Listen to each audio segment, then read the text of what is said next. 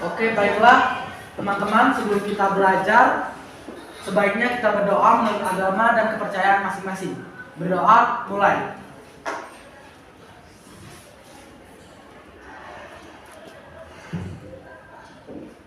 Berdoa, selesai. Sekolah hari ini?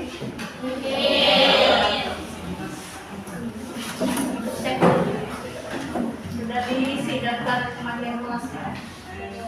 Kalian mau menentukan apa kegiatan hari ini?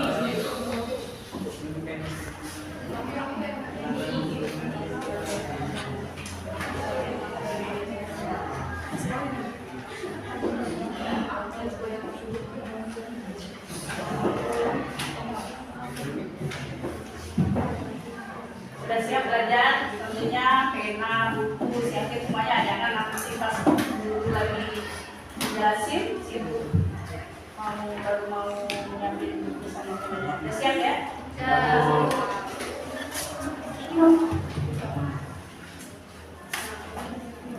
Baiklah, Ibu akan memberikan motivasi hari ini. Ada pertanyaan, bagaimana perasaanmu ketika kamu diterima pekerjaan? Atau ada yang sedih karena harus berpisah dengan ayah web? Senang betul ya, berharap dengan apa? Bekerja, diharapkan menjadi penghasilan kayak gitu kan. Tapi apakah semudah itu? Ini ada kata motivasi dari Anom.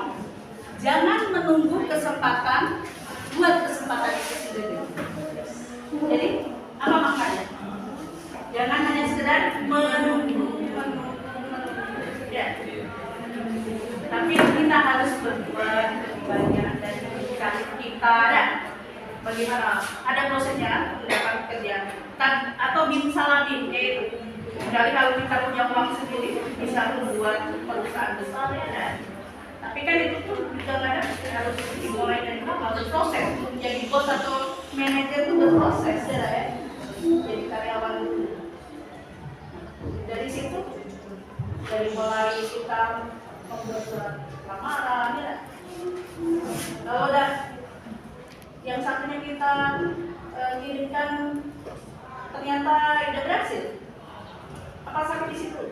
Enggak kan? Langsung terus ada usaha-usaha lagi ya, sehingga apa yang kita inginkan tercapai ya. Jadi intinya tuh dari diri kita, inisiatif, tidak? Ya, seperti kita dengarkan ada ayatnya, Allah tidak akan merubah kehidupan seseorang kalau kita sendiri ya, kita sendiri tidak merubahnya itu.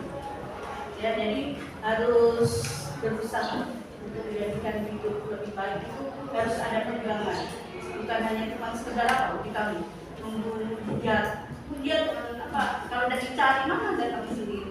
Kalau kerjaan ingin dapat kerja yang bagus tapi kita berdiam diri tidak ada hasilnya kan, tidak mungkin. Jadi harus ada apa namanya perjuangan mendapatkan itu. Jadi jangan menunggu kesempatan, buat kesempatan itu sendiri, harus semangat dari sekarang. Jadi intinya kita harus bergerak. Ini ada sebuah ya, presentasi perubahan upah buruh dan minimum ya. Menurut provinsi pada ini data terbaru 2021 ya, rata-rata persentase perubahan upah buruh dan upah minimum menurut provinsi ya, Februari 2001 sampai Februari 2023 terlihat dari berapa provinsi itu. Nanti ada pertanyaan. Nah, coba lihat dulu apa yang ada di dapat kalian ini.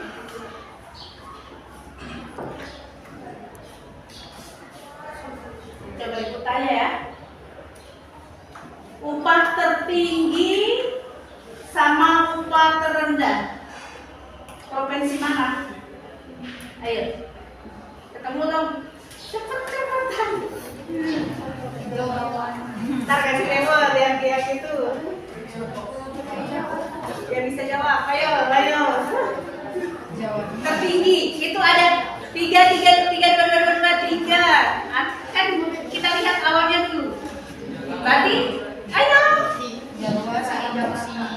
Ya, siapa mau jawab? Ya, Elsa. Oke, terus yang terendah? Terendah itu ada di antara ini, ya? Ayo, mana itu? Ayo, Elsa. DKI Jogja. Hah? Ya, yang terendah? Ya. Yang terendah, Elsa? Hah? DKI Jogja atau Jawa Tengah? Ini 58. Kemudian kalau Jawa Tengah, ya kita bilang Jawa Tengah di 58 kalau ujungnya kan. Ini 81. Berarti ada di Jawa Tengah. Ya. Jadi bisa terlihat di situ bervariasi ya. Upah ini ditentukan oleh daerah masing-masing ya.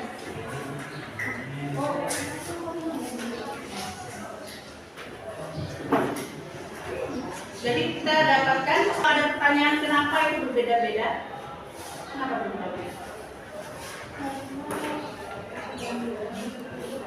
Karena dari pengindah daerah sama tidak satu daerah dari misalnya untuk yang provinsi Palembang ya sebagai ibu kota Sumatera Selatan sama di Banyuasin ini sama enggak?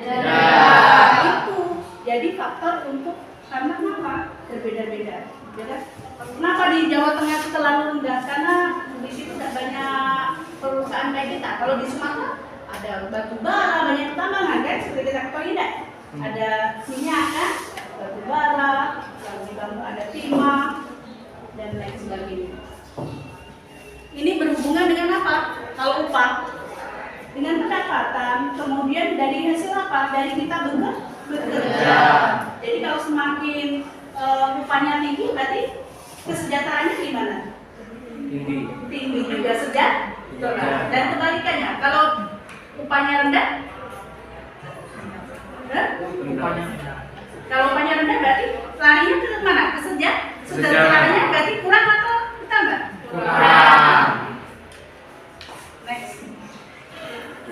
Itulah ya. Di sini ya, Ibu akan mempelajari lebih lanjut dari urusan pelajaran yang kemarin sambungan. Kalau kemarin tentang apa? Ya, tenaga kerja yang ada di Indonesia. Dan untuk pertemuan 2 ini kita akan mempelajari tentang pengangguran. Ya, ada namanya pengangguran. Dampaknya dari tenaga kerja itu ke pengangguran. Masalah pengangguran yang ada di Indonesia. Sebelumnya kita belajar lebih lanjut, kita harus mengetahui ya tujuan pembelajaran. Apa itu? Diharapkan setelah mendengarkan penjelasan guru tentang materi tenaga kerjaan media PowerPoint dan menyaksikan penayangan video, ya peserta didik mampu berpikir kritis untuk memecahkan solusi, ya upaya mengatasi pengangguran melalui diskusi kelompok dan pengerjaan RKPD, lembaga kerja peserta didik, ya itu tujuan daripada kita belajar dari ini. Terus apa saja sih yang nanti Ibu berikan pada hari ini, ya, dan kegiatan ada tujuan itu tercapai, ya. Yang pertama yaitu Ibu akan menjelaskan materi dulu, ya, materi yang esensial yang penting nanti, sehingga kalian ada wawasan untuk mendiskusikan tentang masalah pengangguran yang ada di Indonesia. Kemudian Ibu buka sesi tanya jawab yang kalau ada yang ingin ditanyakan. Kemudian nanti kita akan menayangkan video YouTube yang mana sebagai pengantar kalian untuk bisa berpikir dan mengamati video itu untuk menentukan jawaban pada saat nanti diskusi. Dan diharapkan nantinya setelah menyaksikan video tersebut nanti dalam mengerjakan diskusi itu bisa berjalan dengan baik. Walaupun nanti ada kawan presentasi, ada masukan-masukan ataupun sanggahan yang dilontarkan oleh kawan kamu itu sehingga apa yang akan didiskusikan di situ akhirnya ada solusinya, sehingga sama-sama nanti kita apa namanya tuh jadi lebih jelas lagi dengan apa itu masalah apa yang ada mengenai pengangguran yang ada di Indonesia, ya. Jadi biar tahu lebih gampang lagi, ya, bagaimana solusi mengatasi pengangguran yang ada di Indonesia. Oke. Selanjutnya itu akan memberikan materi. Sebelumnya ada ini apa namanya itu, ada belajar ini di kurikulum merdeka ini ada namanya P3 secara keseluruhan. Adapun beberapa dampak perekonomian kita ketahui ada beberapa hal, di antaranya yaitu menurunkan pertumbuhan ekonomi, ya. Masalah ketenagakerjaan dapat menghambat apa saja? Produksi, konsumsi, investasi, dan ekspor. Ya, ekspor yang merupakan komponen utama dalam PDB, produk domestik. Kalau ada pertanyaan, apa itu PDB atau produk domestik bruto? Itu apa?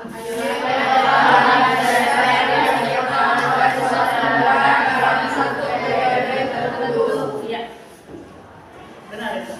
Jadi total barang dan jasa yang dihasilkan suatu negara dalam periode tertentu. Jadi kesimpulannya nanti kalau semakin rendah PDB, berarti semakin rendah pertumbuhan ekonomi dan kebalikannya. Kemudian yang kedua yaitu menurunkan kesejahteraan masyarakat.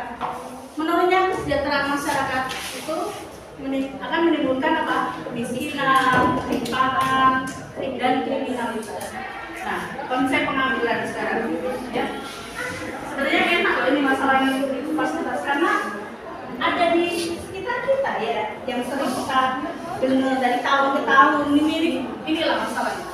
Pengangguran adalah sekelompok angkatan kerja yang tidak bekerja atau sedang mencari pekerjaan.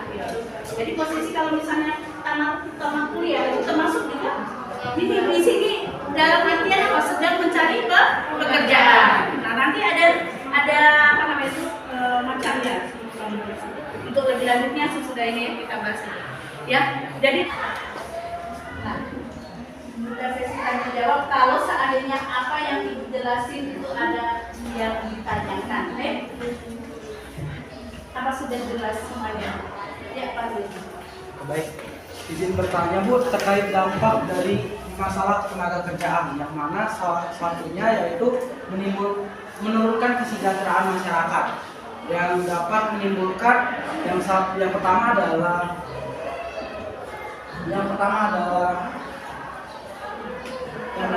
kemiskinan, yang kedua ketimpangan dan kriminalitas. Nah, pertanyaan saya adalah apa sih yang dimaksud dengan ketimpangan?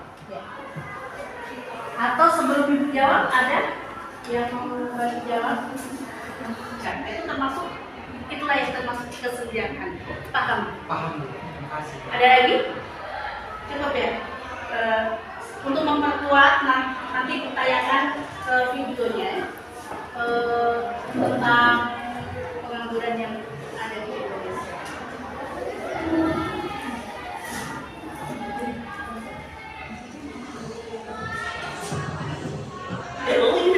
Kita saksikan video ketika ada banyak kalimat kerja, maka pembeliannya akan merasa pilihan dia yang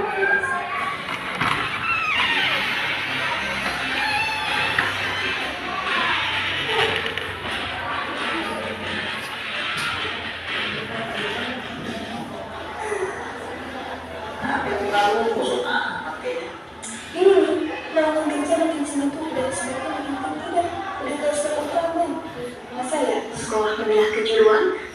SMK, yakni mencapai 9,42%.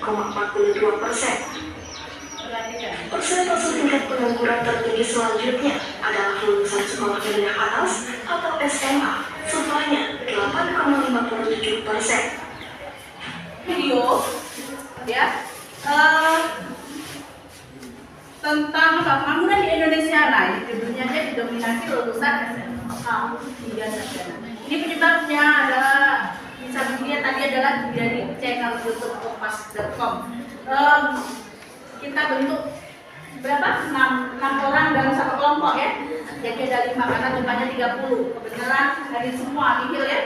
Kemudian diskusikan bersama kelompoknya masing-masing mengenai apa saja solusi upaya untuk mengatasi pengangguran dan gagasan-gagasan yang sudah dikumpulkan melalui diskusi dibuat di lembar portofolio. Sekarang ibu bagikan saja, nanti ibu kasih waktu 10 menit. Cukup ya untuk mendiskusikan. Kalau dioper, jangan lupa anggotanya dituliskan ya. Sekarang, sambil kamu mengerjakan, ibu lihat keaktifan kalian, bukan lihat saja, sambil bawa daftar penilaian. Kalau yang aktif mengajukan argumen, gagasan ya. Nah, yang diam saja berarti nilainya kecil. Oke, siap ya? Minat dan kemampuan. Bahkan bukan di situ. Kemampuan. Minat dan kemampuan.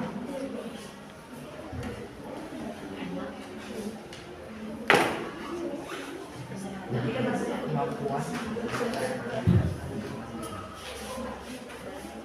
yang dimiliki tenaga kerja. Nanti suam tidak sudah.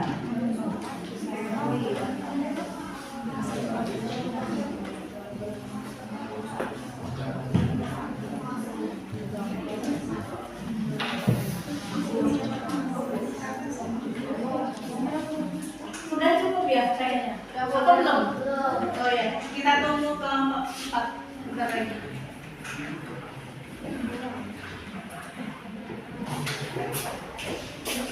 Baiklah, assalamualaikum warahmatullahi wabarakatuh. Solusi daripada pengangguran yang ada di Indonesia. Yang pertama yaitu kebijakan pengupahan, di mana menurut kami kebijakan pengupahan sangat penting dilakukan agar pekerja dapat memiliki upah yang tidak terlalu rendah. Karena jika upah terlalu rendah, hal tersebut dapat mengurangi keinginan atau minat untuk bekerja. Dan poin yang kedua akan dibacakan oleh teman saya yaitu Dharma. Poin kedua yaitu meningkatkan kuantitas lapangan pekerjaan dengan cara menciptakan lebih banyak kesempatan kerja bagi tenaga kerja dengan mengembangkan sektor-sektor unggulan, menarik investasi, memberikan insentif atau membuka akses pasar yang luas. Berikutnya kami akan membuka sesi tanya jawab. Jika ada yang ingin bertanya terkait solusi dari kami, silahkan.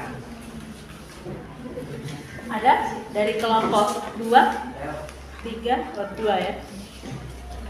Makanya kelompok Anda tadi kan menjelaskan beberapa solusi mengatasi pengangguran di Indonesia. Salah satunya menyebutkan kebijakan pengupahan. Pertanyaannya adalah mengapa diperlukan kebijakan upah minimum untuk pekerja? Oke, baik. Terkait pertanyaan tersebut, izinkan kami diskusi terlebih dahulu. Oke, baik. Setelah kami diskusi, kami mendapatkan 3 jawaban untuk pertanyaan tersebut. Yang pertama yaitu menjamin penghasilan pekerja sehingga minat dari tenaga kerja tersebut lebih ingin bekerja di sebuah perusahaan tersebut. Yang kedua yaitu meningkatkan produktivitas ketenaga kerjaan, di mana jika gaji ataupun upah yang dia dapat tinggi, maka produktivitas dia bekerja akan lebih tinggi pula.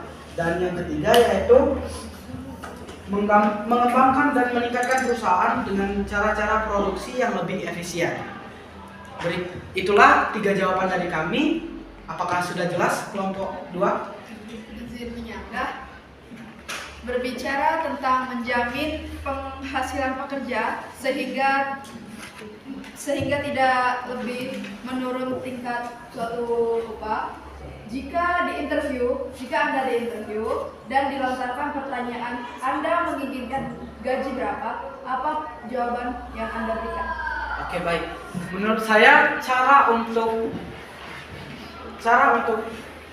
mendapatkan hasil daripada pertanyaan Levina tadi adalah ada 2 opsi. Yang pertama, mohon izin Pak, terkait gaji saya harus melihat benchmark nilai pasaran terlebih dahulu. Dengan hal itu, untuk jawaban saya terkait penentuan gaji saya mungkin akan dipisah dan dilihat setelah wawancara ini. Dan untuk yang opsi kedua yaitu berdasarkan pengalaman dan skill yang saya punya, menurut saya kisaran gaji yang harusnya saya dapat yaitu sekitar 3 juta sampai dengan 5 juta. Karena hal tersebut sesuai dengan apa yang saya miliki berdasarkan skill dan kemampuan yang saya punya untuk memberikan intensitas dalam perusahaan ini. Baiklah, itulah jawaban dari saya. Ya baiklah ya, Ibu akan mengenali sedikit ya. Bagus jawaban dari Pak Ibu. Boleh? Kalau menurut pribadi, kalau misalnya ada pertanyaan kayak itu, jangan kasih nominal lah. Kasih tahu kayak ini, itu berdasarkan apa yang kinerja saya dan kompetensi saya setelah saya bekerja. Saya tidak kayak itu. Jadi kalau kita yakin, otomatis dari perusahaan juga akan memberikan gaji sesuai dengan kerja kita. Assalamualaikum warahmatullahi wabarakatuh. Waalaikumsalam warahmatullahi wabarakatuh. Kami akan mempresentasikan hasil diskusi kami mengenai solusi untuk mengatasi pengangguran di Indonesia. Yang pertama, kebijakan lapangan pekerjaan yang akan dibacakan oleh Wapid. Kebijakan lapangan pekerjaan. Pemerintah harus membuka lapangan kerja sebanyak mungkin. Misalnya pemerintah membuka lowongan pekerjaan khusus pegawai negeri. Selain itu, pemerintah juga bisa mendorong pihak swasta untuk membuka lapangan pekerja sebanyak mungkin. Yang kedua akan dibacakan oleh Gita. Yang kedua, kebijakan pengupahan. Kebijakan yang satu ini juga sangat penting dilakukan agar pekerja mendapatkan upah tidak terlalu rendah. Upah yang terlalu rendah bisa berakibat pada tingkat pendidikan, kesehatan, dan produktivitas dalam bekerja. Setelah itulah hasil diskusi kami. Kami membuka sesi tanya jawab. Bagi yang ingin bertanya, kami persilakan. Silakan yang bertanya. Nomor 1, 2, ya. Bapak tadi menjelaskan beberapa solusi upaya untuk mengatasi pengangguran di Indonesia. Pengangguran tampaknya terlalu negatif. Pertanyaannya, dapatkah kalian temui dampak positif dari adanya pengangguran? Terima kasih. Silakan. Terima kasih atas pertanyaannya. Baiklah, saya akan menjawab pertanyaan dari kelompok kalian. Menurut kelompok kami, dalam pengangguran terdapat hal yang positif. Sebab hal tersebut membuat seseorang lebih berani untuk mengambil risiko dan dapat mencoba hal-hal baru dan belajar dari pengalaman. Nanti untuk skala yang besar itu nasional, daerah dan lain sebagainya. Sedangkan untuk yang mikro itu kecil, hanya di dalam lingkup sebatas lingkup instansi saja ya. Next, kesimpulannya di sini tingkat penawaran kerja. Nah tadi ditanyakan kan lebih tinggi atau lebih besar dibandingkan dengan apa permintaannya. Maka solusinya apa? Meningkatkan permintaan tenaga kerja. Mau menambahkan? Ya, baik. Silakan.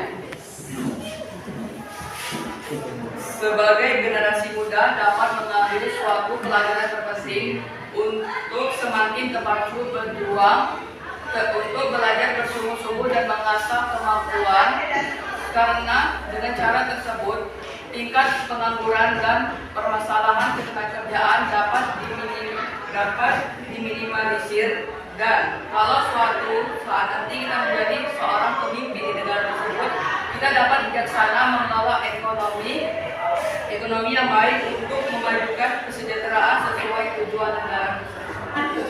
Apa namanya? Refleksi untuk mengukur kalian. Pelajaran yang sudah dikasih hari ini tuh bagi kalian kira-kira gimana?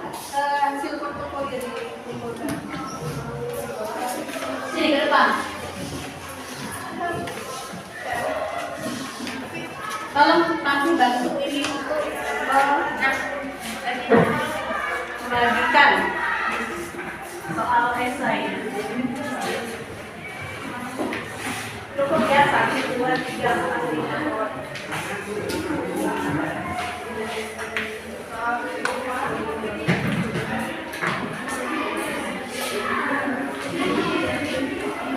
Lagi dari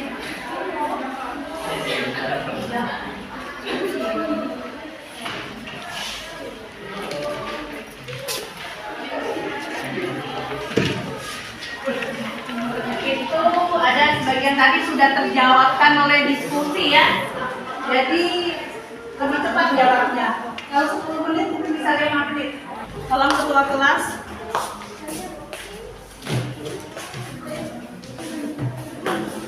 Kumpul.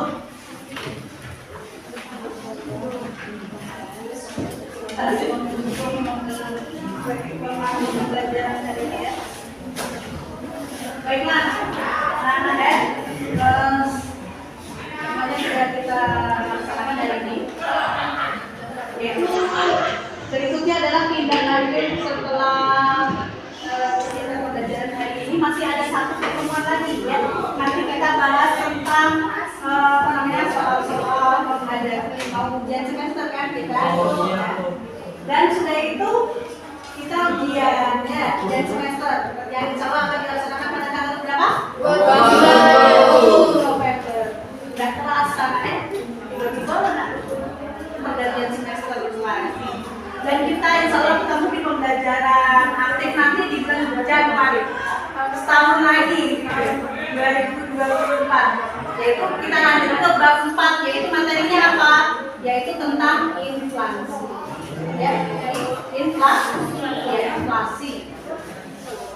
Oke, pertemuan hari ini kita lanjutkan sampai sini. Apa yang kita mudah bisa bermanfaat bagi kalian ya.